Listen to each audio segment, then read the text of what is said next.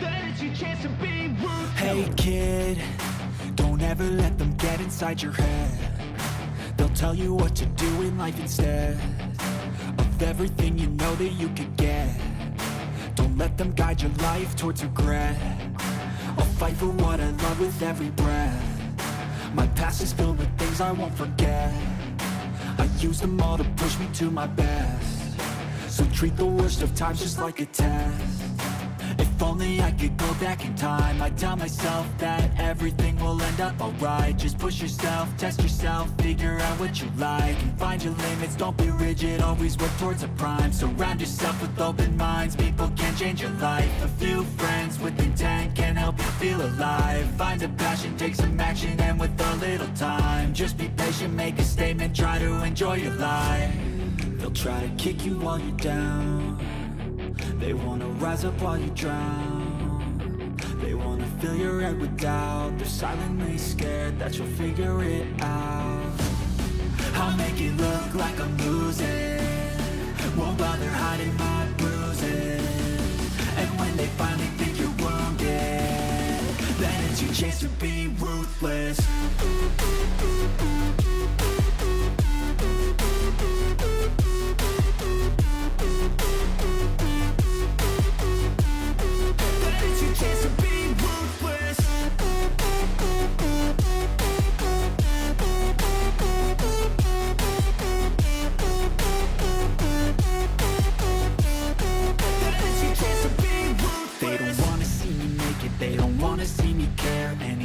Make some progress, I can see that they compare. I think everyone's against me, maybe something in the air. Am I paranoid? I swear a void is forming and they're scared. I walk a straight path, not many can say that. I like to play fast, cross me and there's payback. You better pray that I don't see your face at any place that I go. I know you hate that. I've been doing fine, I'm not wasting any more time. I live for the fight and the climb. And I think that the pain that's deep inside is what defines. So I won't give up, I'm gonna make it to the top. I don't care what's in my way, I swear I'm never gonna stop. I could fall flat on my face and I swear I will get back up. Cause I don't deserve a thing and the road ahead is tough. They'll try to kick you while you're down. They wanna rise up while you drown. They wanna fill your head with doubt. They're silently scared that you'll figure it out. I'll make it look like I'm losing, won't bother hiding my bruises. And when they finally think you're wounded, then it's your chance to be ruthless.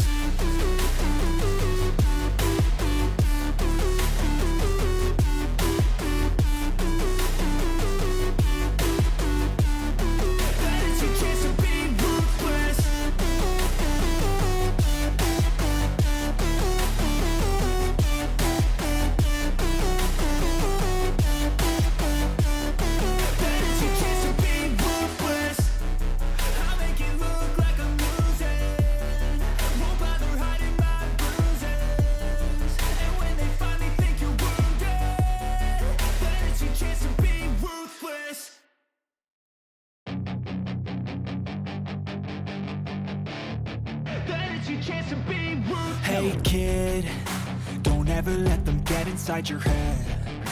They'll tell you what to do in life instead of everything you know that you could get. Don't let them guide your life towards regret.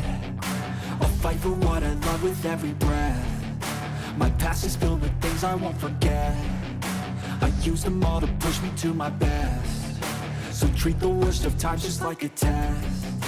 If only I could go back in time, I'd tell myself that everything will end up alright. Just push yourself, test yourself, figure out what you like, and find your limits, don't be rigid, always work towards a prime. Surround yourself with open minds, people can change your life. A few friends with intent can help you feel alive. Find a passion, take some action, and with a little time, just be patient, make a statement, try to enjoy your life. They'll try to kick you while you're down. They wanna rise up while you drown. They wanna fill your head with doubt. They're silently... Good morning, everybody. Hopefully you guys had a great whatever yesterday was. Hopefully, glad to be back. Obviously, spent a couple days up in the NYC, and that was not crazy at all. That wasn't anything. That wasn't crazy at all, guys. All right, so I'm knocking it out before it disappears. First, Rose. First, Jim Bob. Two names. Number two, Cindy. You are deterred. Looks like we got Jim Bob's in here. We got Cuckfee, Evelyn. We've got Blaine showed up, Ian, and we'll have a few more as they go along. I think that because I have not been on live since Jesus last Friday, I think that the algorithm is not sending out notifications. So if you guys want to share this, that'll be greatly appreciated. If not, we will just move forward. Sorry, I was about a minute and a half late because I forgot to do the poll question. Catitude, good morning, Bradley. Good to see you. And so I had to like put that in there, get that all done, and done. All right. So every time I go to the big city, I always think about like, God, how am I like, how do you get trapped? It's so easy to get trapped in this place. It's so insane to get trapped in this place.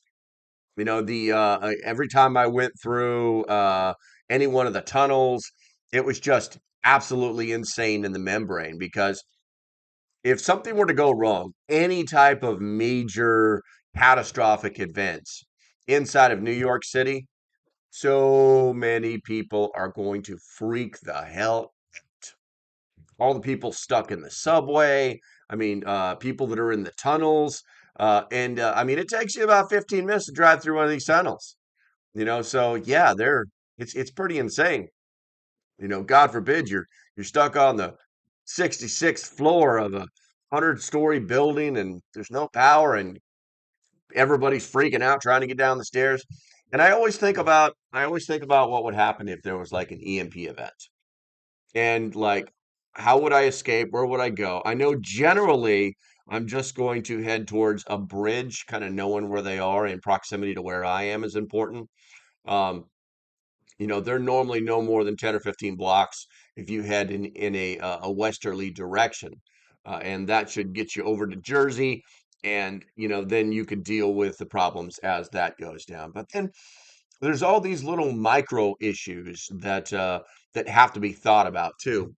And then I thought to myself, you know, we probably should look a little bit deeper into this because there's a lot of people that think that where they are is safe or where they're going could be safe. And it would probably be better if we just talked about that in general. So, with that said, good morning to everybody. I do have my nice piping hot warmed cup of coffee ready to go, and we shall begin. So, as you guys know how this works, if you want to talk about something, you put it in the chat. I talk about stuff, you post some stuff, and I talk about the stuff that you post. Cuck V, good to see you. And let's see here. If something happens and you're in the middle of New York City, you're up a creek with no paddle. Basically. Mr. J, good to see you. Good to see you, my friend. All right, so individuals preparing for catastrophic events often consider a range of scenarios, you know, natural disasters, uh, you know, of immense scale, you know, widespread civil unrest, which was definitely going to happen during an EMP, or even a nuclear conflict. Among those, one event stands out as both highly probable and capable of thrusting people, uh, ah, thrusting society into civil unrest. And it's going to be it's capable of sending us back to the pre-industrial era, and that's an electromagnetic pulse. What's up, West Virginia Pappies? My notes suck. My notes really suck today. I don't know why. I did them the same way I normally do them, but they're just my brain is not locking in on them. Now, whether triggered by a national like cosmic forces, sunspots, X-rays, whatever it may be, you know, a nuclear detonation or a specialized weapon, an EMP could dismantle the power grid, incapacitate nearly all electronics, and disrupt every system reliant on them. Now, this would unleash a cascade of secondary and tertiary consequences, transforming certain locations into perilous zones. Wise individuals would do well to steer clear of the following places should an EMP threat emerge. Now we're going to find out if you thought you were in a safe place, if you thought, hey, I'm going to be in this place if something goes down. We're going to take a sip of coffee. We're going to give you guys a second to hit that thumbs up button because I'm not seeing a lot of that. I think you guys have been slacking while I was gone. I put in all that effort to make you guys so you had a video to watch in the morning, something interesting, something reminiscent, something fun. And what the hell? What the hell? All right, so first one, cars clogging roads. People don't think about that. Within urban centers, illustrate a predictable vulnerability. Urban zones rank as the foremost areas to avoid during an EMP scenario. A clear, it's a fact that's clear to those versed in preparedness. Now, these densely populated regions depend on intrinsic fragile networks of utilities and services sustained by electricities and telecommunications. An EMP would serve these lifelines or would sever these lifelines instantly. Electricity would vanish, water pumps would stall, and supply deliveries would cease. Chaos would escalate hourly as crime surges. Transportation grinds to a halt. The panic overtakes to a halt, and panic overtakes order. For those within city limits, escape before the event offers the best chance of survival. Even if warning eludes them, they must act swiftly to flee before conditions deteriorate beyond control. We talk about what the gridlock would look like. And we've seen the movies about end of the world, cars littering the highways, things like that. And that is something that you could actually expect. Would your car work? Maybe not. Maybe it will. Maybe you've got an EMP shield and you can drive, but there's so many cars jammed up in front of you, it makes it completely useless. So if you do have an EMP shield, make sure you don't live in the city. That's for sure. Well, it's like bicycle, folding bike, rollerboard, skateboard, tricycle. Everybody's got an answer. They've all got an answer. And some of them are right and some of them are like, whatever. Okay, that's great. But the bottom line is the ability for you to simply put on a good set of walking shoes or boots, grabbing your pack with your water and start walking is the most realistic method of survival in a situation like that. Continuing to move forward is always going to be the solution. I'm going to go to the chat here real quick. And Deanna, good morning. Bradley says, if you're in New York City in this event, within 24 hours, the majority of the city will be underwater, and the heavy amount of rodent bugs in the areas will soon be upon the remaining land areas. Yeah, well, it's true because a lot of people don't know that New York City is constantly pumping water out of it. Rose says, over the past 10 years, there has been increase of beef keeping and rooftop gardening in New York City. I'm going to go with beekeeping. These people, red, are also doing water catchment for their watering needs. There is some hope. Yes, but it's so small. The amount of people that are there, it's like, they say that if an EMP goes off, that 90% of the population will be dead within 3 months. And it's a realistic statistic. Uh, but I mean, the numbers themselves don't bode well for even that micro percentage of who are doing those things inside of a city. The city is never going to be a safe place to be during an MP. Cook says, Mr. J, wife and I are down to 18 pounds of hamburger left. Don't know what that means. Mr. J, snow is coming tomorrow morning. I work at a large dairy in Coppersfield. Okay. Yeah, I caught you, Rose. I caught you. And Bradley says, majority of New York City water comes from catchment. It's too costly to pump the water above the fifth floor. Gotcha. West Virginia Pappy says, too easy to be overrun in a major city. That's true. These are all facts. They're factoids. They're factual statements. So, yeah, the bottom line is get out, get out. Now that leads us to the next thing.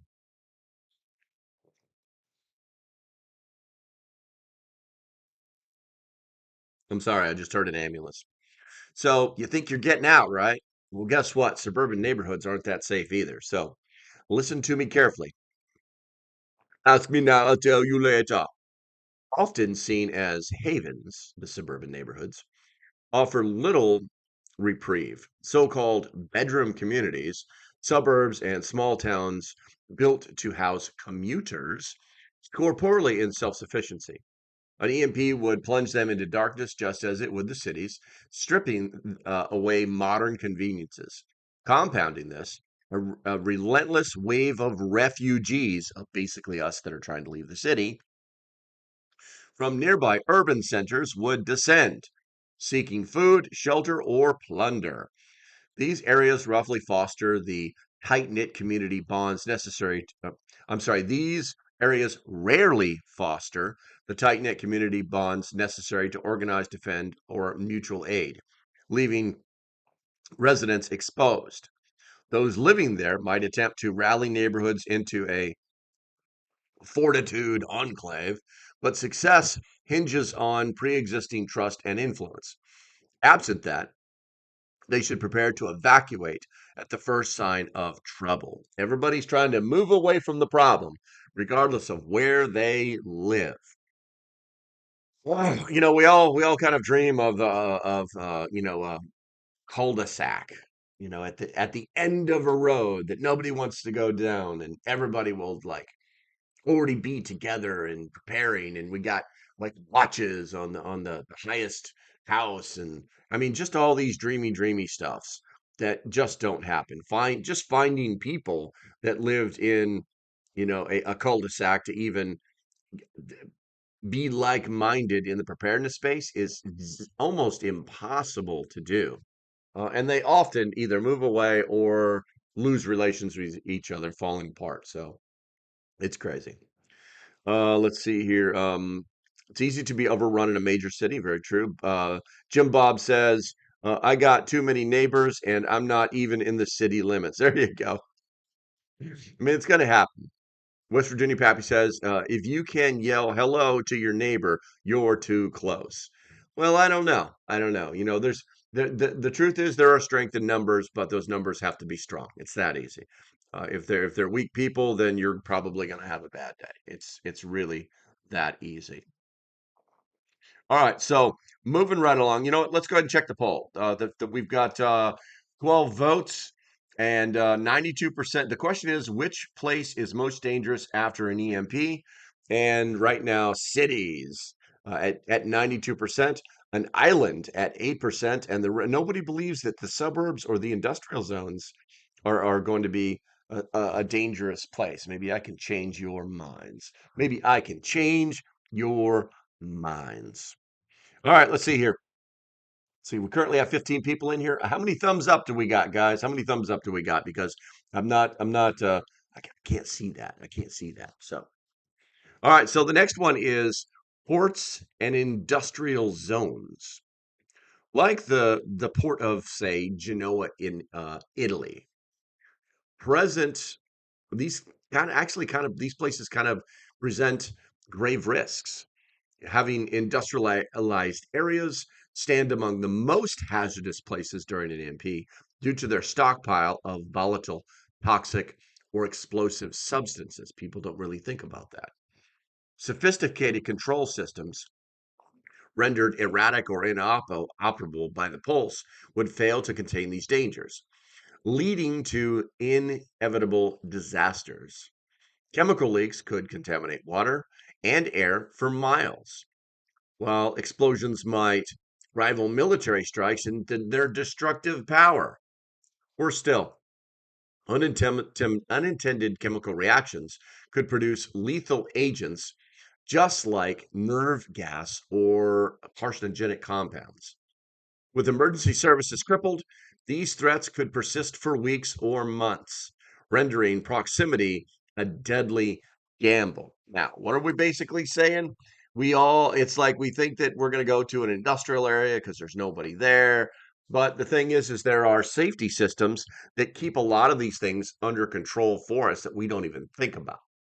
So it could become a very, very dangerous place. West Virginia Pappy, thank you very much for telling me that. Appreciate you. Um, let's see here. Bradley says, it's not that we don't think those areas are unsafe. It's just we know better than to stick around an industrial area. And suburbs are where a lot of us live and intend to protect our homes. Exactly, exactly. No one is safe. No one's safe. Thank you, Bradley. Appreciate you. Nuclear meltdown without cooling. It's a thought.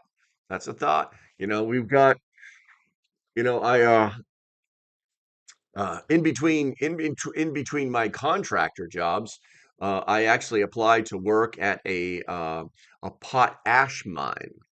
And during the training, I was very surprised to find out that they made more than potash, and that the chemicals were so that the things that they made or used there were so insanely deadly that you literally had to watch out the direction of the wind. And that if you heard an alarm and the wind was coming at you from the plant, you pretty much had like 30 seconds to just start running, to go in the opposite direction, because you were going to be dead. I'm talking about chemicals that would be in the air and could travel to you so fast that it would just melt the skin off your body. Not a joke. Very interesting training. Thank God I never actually worked there. I caught the flu halfway through the training. It was pretty awful. It was pretty awful, but I'm glad. I'm glad. Let's see here. Dam failure of downstream, nuclear meltdown with the cooling. Uh, you know, it's there's just some dangerous stuff out there, guys. There's just some rightfully just dangerous stuff out there in these industrial areas that nobody really thinks about. All right, checking the poll. Looks like we are still the same. You guys can adjust your numbers or not. That's always. I've been told that you can't adjust them once you vote, but I don't know. All right, so let's go ahead and move on to the next one. You guys are gonna love this one. Transit hubs. Now, what's a transit hub? Airports, seaports, shipping centers. They would pretty much unravel swiftly after an EMP. These critical nodes of movement could see immediate disorder as planes or ships and trucks cease functioning, triggering accidents on a massive scale. Beyond this, desperate or opportunistic. I'm gonna go with that one. Opportunistic individuals would converge, scavenging for supplies or loot amid the wreckage. The combination of physical hazards and human desperation would transform these hubs into zones of acute danger. Those nearby would face heightened risks with little reward, making avoidance a prudent choice in the immediate aftermath. Interesting. Interesting. Let's talk about one. So there is a place called Piazza San Marco. It's in Venice, and it's a bustling tourist magnet. It kind of exemplifies another perilous spot. Tourist hotspots, often idealized as escapes, would become nightmarish in an EMP wake. Travelers from far would find themselves stranded, cut off from home as all the transportation fails. These areas, reliant on constant supply of chains of food and goods, would see storage or shortages ignite tensions between local and visitors. Cultural divides and mistrust could fuel violence, especially in major destinations. Smaller, less traffic locations might fare better, but for the most popular sites would descend into chaos, offering no sanctuary for those caught within it. So basically, if you're on vacation and EMP hits, you're kind of screwed, buddy. Looking for the faith of your fellow man, you may not be able to find that, but we can only hope. When we can only hope. All right, let's see here. I'm trying to see how much I got left here because you guys haven't been super active, but I think I've got enough to. I think I got enough to keep us going here. Let's see here. Bradley says, I was always selected to go to one of our customers' plants for repairs because I can't grow a beard. Wow, okay. You have to wear a respirator even outdoors inside their facility areas. Interestingly dangerous. Bob showed up. Good morning, my friend. You are not late. West Virginia Pappy says, living on flight paths under a falling I know, right? You're living. You can like if you live on a flight path, you know it. You could just like look up and you could see the planes stacked in the air at different altitudes, heading down the same line to come and land. It's a pretty crazy thing. It's a pretty crazy thing.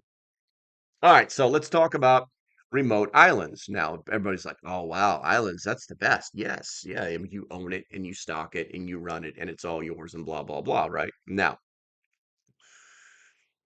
with remote islands, whether they're covered with tourists or either way, they feed or not, they face unique perils. An EMP would sever their lifelines. Planes and modern boats leaving only sails or oars as visible transportation. For distant islands, this isolation would render resupply or escape nearly impossible. It's like a castaway situation. Local infrastructure, equally vulnerable to the pulse, would collapse, exacerbating shortages of food, water, and space. Trapped populations, gripped by desperations, would spiral into disorder. Individuals on such islands would find themselves ensnared in a survival struggle with scant resources and no foreseeable resource. It's also going to have some personality problems because people will start to freak out. There's always going to be, we have to ration our food, and oh no, I want to eat all the bananas. And, we've all seen that in the TV shows, right? We all know that that's coming. We all know that those are the kind of things that actually happen. He's alive. Vegan cookies. Good to see you, my friend. My favorite 99-cent friend. I love you, man. Laszlo, good morning, Abe LP. Good to see you. And Prepper fam. Good to see you guys. Good to see you. I guess the notifications did not go out, but it is what it is. It is what it is. How many more places I got? One, two, three, and then we got recommendations. Okay, good. All right, so the next one, you're thinking, oh, it could be great, but maybe not. Military bases and defense installations. These places actually pose some kind of obvious threats. These sites could serve as prime targets for an EMP, whether nuclear or otherwise, placing those nearby in immediate jeopardy. Post events, bases would enter a lockdown. Thank you, vegan. I appreciate you, bro. It's like, I wish I could give you like a heart on that, but I can't. It won't let me do anything. Um, Post event, bases would enter lockdown, treating outsiders with suspicion or detaining them outright. Alternatively, if personnel abandon their posts by basically by deserting, vast caches of weapons and equipment could fall into unscrupulous hands. Did I literally just get? Am I literally getting the live? I literally just got the frickin' live. 25 minutes into the live stream, YouTube. What the hey, hey, hey, hey, hey? I mean, come on, really? Now you watch, people are gonna like start pouring in here. But anyway, I guess it's better late than never. If you got notified that there was a live this morning, do me a favor, put a one in the chat. I'm kind of curious. All right, so we talked about the deserters. Now, criminal factions armed with such material, like if they got in there and got all the guns, could wield power rivaling the EMP's initial devastation. Now, distance from these installations offers the safest course of those aiming to endure. Now, here's the thing. People are like, well, I'll just go there and I can get all this and get all that. And I'm here to tell you right now that there's just not that the assets on a military base are not what people think they are. Vegan Cookie says 7. Q. What's up, William? Good to see you, bro. Um, are there assets there? Yeah, there are. Are there supplies there? Yeah, there's supplies there if you can find them. But as far as like getting to the guns, that's probably, I don't think you understand how well the military locks their guns up. And so the average Joe-Ho, even with his F-350 dually, is not going to pull doors off hinges for a modern military armory. So it's crazy. Let's see. Deanna says, I like and hit the notifications last night. I still didn't get it this morning. I turn uh when quick sidebar, guys, and then we'll jump right back into this. When I set up the live stream, I try to set it up around 12 hours before. That way everybody gets their notifications. And then I actually like turn my notification on. I'll like open a window, turn the notification on so that I should get it. This is wrong. This whole 25 minutes late. No, no bueno. No bueno. Okay, so carrying on. The bottom line is that there would be assets on a military base, but in the early onset of an EMP, things might not be super easy for you to get to those assets. You might end up getting yourself unalive pretty quickly. Uh, you know, DEFCON 5. They just or actually it's backwards, DEFCON 1. You might have a really really bad day, so you might want to think twice about that. William says, for what it's worth, I don't get any notifications for almost all of my channels. I watch until 2 days after the video has dropped. Wow, that super sucks, dude. Wow. What is this? Somebody is quick ask. What is one of my members? If you're not a member, you don't have access to this, by the way, guys. Um, let's see. Where are we at here? Quick ask. We still need the one for the members on YouTube. We still need the one for the members on YouTube. The one. Bradley, I don't know what you're asking for, bro. We still need the one for the members on YouTube. I don't, you got to be more explicit, please. What the hell? Why is Fitbit Versa trying to set up on my phone? That's ridiculous. All right. So the next one are areas near nuclear power plants. Bradley, either put something someplace, and I'll follow up with you, bro. I'm not tracking. I'm not picking up what you're laying down. I need some coffee. I need some coffee. Matter of fact, it is time. It's time. It's time. If you love your country, if I'm talking to my Joe Biden voice. If you love your country, if you love your country, put a one in the chat. Erica, I'm going to drink some coffee. I'm going to talk some smack. I'm going to read you some stuff because it's an educational channel, and we will move on. But I think I'm also going to try and pay some bills. All right, guys. As usual, I'm bringing you a story from Refuge Medical. There's a butt of them, surprisingly a buttload of them, in my email this morning.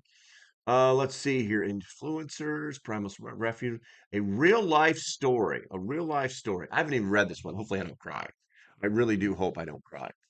All right, so this one is how one kit helps save a life in the snow. Life Save number 115.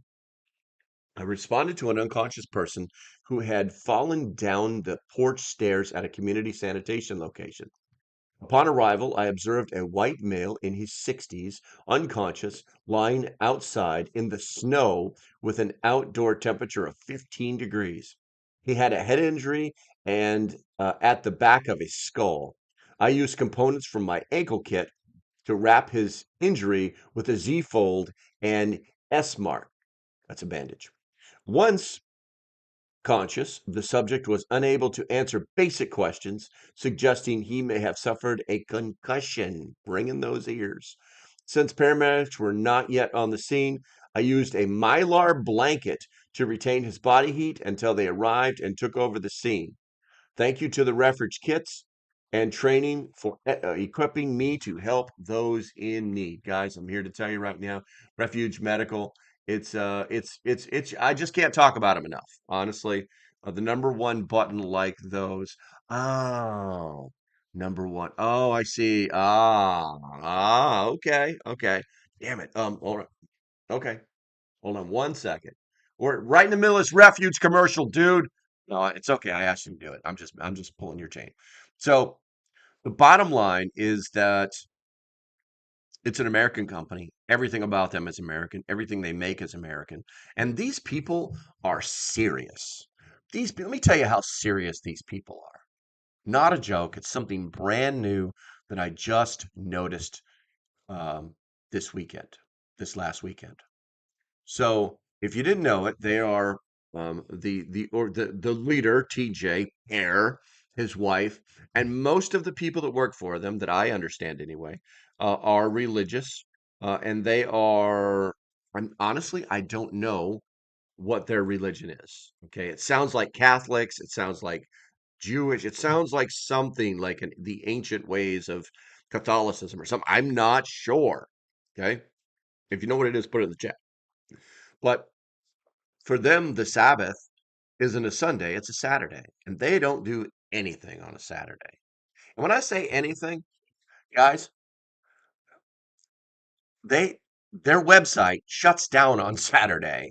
They literally put a timer on the website. And this is something new too, because I used to like order on the weekends and then like not expect them to do anything until Sunday because they actually go to work on Sunday. Um, their website shuts down and has a timer saying, was it Shabbat Shalom? I think is what it says. And it's and says we'll be back at after this time, basically at this time, and there's like a timer. You can't do anything. You try to preload pages, you can do all sorts of stuff. Doesn't matter. It comes right back to sounds goes right back to that page. And I think that is awesome. And I'm going to tell you why, because that means that they're not just serious about their religion, they're serious about their mission, and that is providing the best medical gear and training that they can possibly give you. And they're honest brokers about it. They're honest brokers. Every piece of gear that they have has a lifetime guarantee. That is absolutely amazing. It's unheard of, even in America. So I would reference you guys to that. The way you can get there is if you go to the link, the stuff that I like, the stuff that I like. I got to go back and make sure this is actually working. The stuff that I like, prepper gear I like. There's a link in the description. Go there, scroll on down to their stuff, and save that 15% local prepper, all one word. It's just absolutely amazing stuff. Absolutely amazing stuff. So let's see here. Bradley says, no rush, just trying to remind you and Refuge Medical. Yeah. Okay. And you know what? I'm sending myself an email right now, Broseph, right now. Compose and to me because I'm so whatever's and make number one emoji for members. It's on the list. It's on the list, Broseph. It's on the list. All right. So let me make sure I get back to where I'm supposed to be here. This is so many buttons. So many buttons, guys. Too many buttons for one man to push. Now, we're gonna go ahead and move on right here. Uh I got you. Like I do need to make more emojis. I really do. I really do. All right, so the next one we're going to talk about are areas near a nuclear power plant. And some of us actually live near them. Not when I say us, I don't mean me. I mean like us as in the group, because I know there's a couple of you out there that do. Oh, that coffee's hot. Thank you, Rose. Appreciate you. So, areas near nuclear plants carry an unsettling uncertainty. Designed with EMP resilience in mind, featuring analog backups and self-generated power, these facilities should remain stable. Yet, the unpredictability of an EMP's reach leaves room for doubt. A failure could precipitate a meltdown, unleashing radioactive fallout atop an already crippled society. This dual calamity would mirror a nuclear war's aftermath, minus the initial blasts. Individuals near these plants would face a dire roll of the dice, where proximity could mean exposure to an invisible and lethal hazard. Now, it's all around me, Deanna says. I'm surrounded by the nuclear plant. Ian, thank you very much. Prep on, brother, prep on. Um, it's being a nuclear power plant. It's kind of freaking when you think about it, you're like, I don't know if anybody actually like, hey, nuclear power plant. It's a good thing. Yeah, it's a good thing if you don't live near it and it's making juice for you, no problem. It is still technically the safest form of energy on the planet, which I don't understand why the nutbags are getting rid of them. We're trying to anyway. Anyway, anyway, I think it's pretty much common sense. Stay away from nuclear power plants if an EMP hits. Just trust me. Trust me. Trust me. Just do it. Okay. So, all right. The next one, believe it or not, you guys are going to love this one. You're going to love this one. Stay away from major hospitals. So, Vegan Cookie says, not terrible, not great. I got you, bro. Um, Major hospitals, guys, typically they're like a beacon of hope. We're going to go to the hospital. But that could turn grim pretty quickly. You know, they're equipped with backup generators. They might actually withstand the initial outages, but an EMP impact or untested systems raises questions like life support could fail, surgeries might proceed in darkness without advanced tools, and refrigeration for drugs and bodies would collapse. These failures would amplify suffering, drawing crowds of the desperate and the dying. For those nearby, hospitals would offer neither aid nor safety, and making avoidance essential if an EMP were to happen. A lot of people don't really think. They think, well, we're kind of trained to go to the hospital. Oh, something's wrong, go to the hospital. We're kind of trained. What was the name of that movie? I was just thinking about that. Well, is it the day after? I don't think it's the day after because the day after was reasonably modern. There was another one. It was about a nuclear war, and there were doctors that had they had like a ham radio, and they were like working in the basement of the hospital, and people were showing up and they were trying to save them. If you remember the name of that, put that in the chat.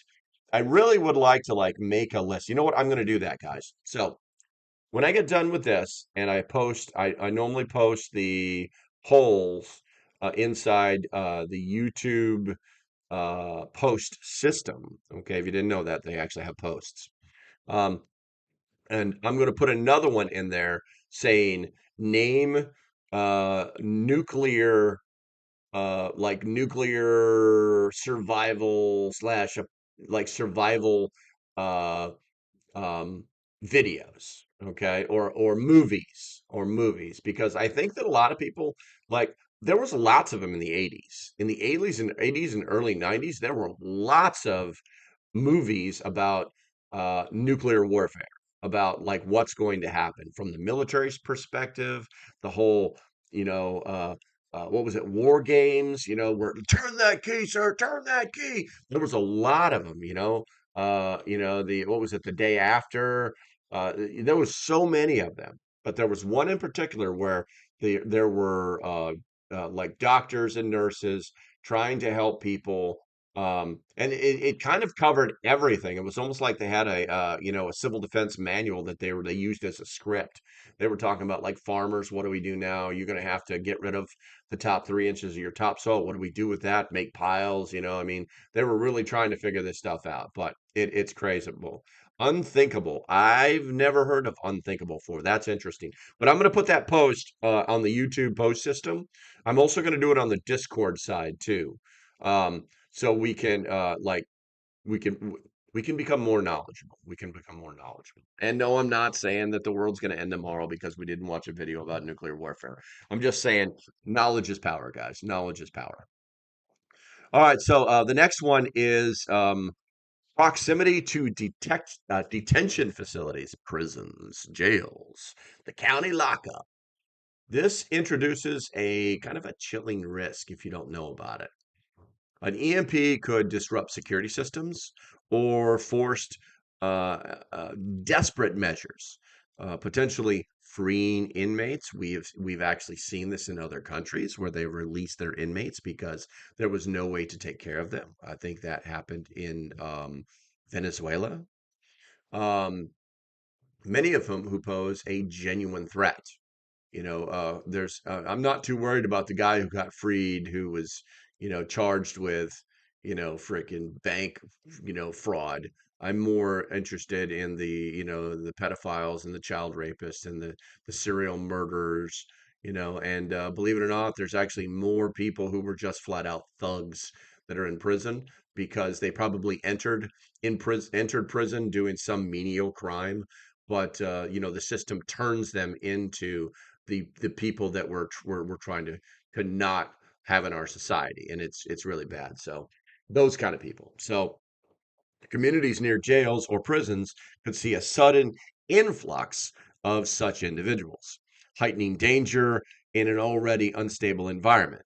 For those in these zones, the prospect of released prisoners roaming free would signal an urgent need to relocate, transforming a manageable crisis into a survival imperative. Now, why do we say this? Well, because with if when you're in prison and you're not part of a gang, you're pretty much dead. So let's see. All the people that are in prison, they're in gangs, and the gangs would get out. And what do you think they're gonna think? They're gonna go their separate ways and go, oh, kumbaya? No, that's not what's gonna happen. They're gonna be like, okay, we got to survive, guys. Let's figure this out. And they're all gonna stick together, right? Because they're gangs. Yeah. And so a group of bad people are going to be doing bad things because that's what they do. I mean, the presumption that they're free and now they're going to start a new life is kind of foolish because most people that are in prison are repeat offenders. That's why they stay so long there. So Ocean Redeem Pappy says, didn't they have prison issues during Hurricane Katrina? Honestly, I can't remember. But and the thing is too is they will often in major crisis, they'll often release prisoners who are like white collar crimes. They'll release them and say, just go do what you need to do, and we'll find you. I have seen where some states have done that before. So. All right, I'm going to check the chat because the numbers have changed just a little bit. A little bit. We got a little bit of variation here. The question is, which place is most dangerous after an EMP?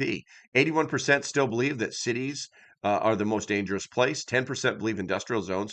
5% are islands, and 5% are the suburbs. So we got a little bit of variables. We've got 21 votes or 17 people in here. Do me a favor, guys. Make sure you hit that thumbs up button. It does help. It does help. Bradley says, my opinion, prison isn't rehab for criminals. It's a school so they don't make the same mistakes and get caught less. And unfortunately, it is. It teaches them to survive in a prison environment. And that is not conducive to living in civil society. It's unfortunate, but true. It's not, it's, and I also think it has a lot to do with the prisons themselves. I believe that there should be no gang prisons. I believe that if you get sent to a prison and you decide that you want to pretend you're still in the gang, that they should have like a cell for everybody and they can make it solitary. And if you want to live in, I'm not sure, I can't remember the name for it, but basically the whole, if you know what the name of it is, uh, population, Gen Pop, general population. There it is. If you want to live in that kind of area, then you don't do that shit. You wake up, you eat your breakfast, you play your parcheesi, you go eat your lunch, go spend an hour in the yard, come back, play some chess, watch some TV, eat your supper, hang out until it's lights out. Hey, if that, and write your mom and dad, that kind of thing. Um, and if they want to act like that, then they should be treated in that general population like that. But most of the time, that's not what happens. That's not what happens. We have a lot of people that are very frustrated and mentally unbalanced that should probably just have their own little cells, with their own little baby yards, getting fed their own little food. You know what I'm saying? It really should. I think that there should be different kinds of prisons. It's that easy. Let's see here. The only gangs should be chain gangs. I believe in chain gangs. I think that's great. Just as long as they're treated, as long as they're treated well. I don't believe in mistreating the prisoners, no matter what they've done. But I do believe that there's no reason not to get a little bit of work out of them. Just pay them 3 cents an hour, that kind of thing. Just Michelle says, "Hey, Just Michelle, good to see you. Those big cities scare me on a day. Never mind. On a good day, never mind. Yeah, I mean, I'm not scared when I'm in the city, but I am hyper vigilant. I am paying more attention to myself, and I'm kind of in protector mode when I've got the girlfriend with me. I'm seeing things that she's not seeing. And I'm sure she's seeing things that I'm not seeing, but she's not really looking. So, let's see what we got here. I think we're good on the chat. So let's go ahead and get into the recommendations. We've got about 15 more minutes left here. And do me a favor, guys, if we can lighten the chat up, do me a favor and put a 1 in the chat if you put a 1 in the chat if you like to stay hydrated. Something simple just to wake up the algorithm. It does help. It does help. We're going to go into the recommendations here. They are short, sweet, and to the point because it's pretty simple stuff. All right, let's see here. Didn't nuclear power plants go bad in 10 to 20 years? Not that I'm aware of. We've got nuclear power plants that have been running since the 60s. Let's see. Rose says The Hunting Party, a new program dealing with escaped prisoners that were being treated with questionable techniques, now free and returned to old ways. I like it. I like it. That's pretty interesting. All right, so recommendations. So, like I said, these are going to be short, sweet, and to the point. Individuals facing an EMP threat would benefit from proactive steps to mitigate these risks. So, first thing, you should prioritize relocation away from the listed, which is what we just covered, danger zones well before an event occurs. Urban dwellers might consider rural properties with access to natural resources, while suburbanites could cultivate local alliances for mutual support. The bottom line is that you've got to have the ability to kind of move away. Bird Lady, good to see you. I'm sorry to hear about your cages. I'm going to watch your video later today. You guys didn't know this Bird Lady Speaks has her own YouTube channel. It's pretty awesome. So make sure you guys check her out. Um, coffee, Ian, coffee. So that always you basically use the zoning out away from anything that is built up is always going to be a more survivable situation. All right, the second thing, um, you know, you should have some supplies. You should have some supplies. You should have the ability to purify water. You should have non-perishable foods. You should have manual tools. You should have like analog communication devices. Believe it or not, like ham radios. And because no one's going to check your license after an EMP, that's for sure. And this is going to help you to sustain independence when the system fails. Will it fail? We don't know. Will an EMP knock out your cell phones? We don't know. What's up, Deanna?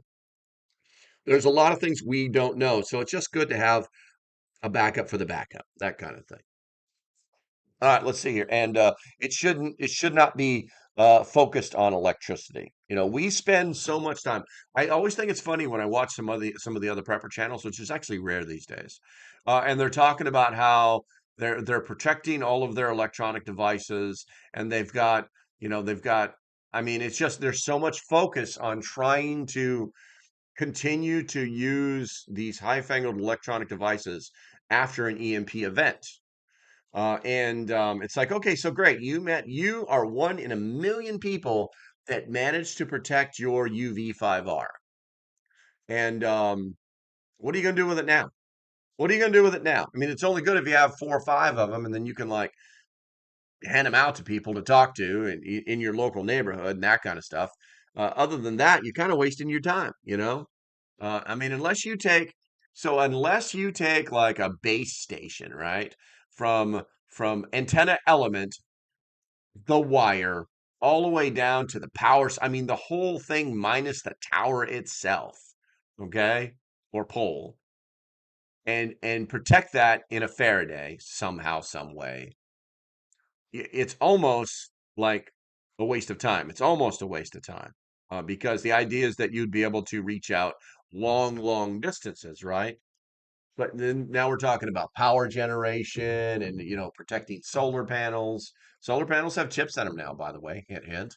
You know, and oh by the way, I don't know. It's just a huge problem that is solvable, but it takes a large amount of logistical effort to solve it. So I'm just saying.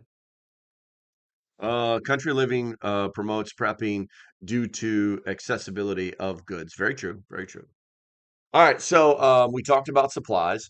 And then the third thing is um, you should devise multiple escape routes, accounting for EMP induced traffic paralysis and practice them regularly. It's like I told you, when I'm in the city, it's like I'm always thinking about which direction I'm going, knowing where I am, and basically I'm going to head west. Because if I head east, I'm just going out to the ocean. That's no bueno. I'm gonna be like trapping myself. It's like a double dum dum move, you know. So fourth, and I'm not going to be worrying about bicycles unless I can get my hands on one. But most of them are all e-bikes now, so those may not work.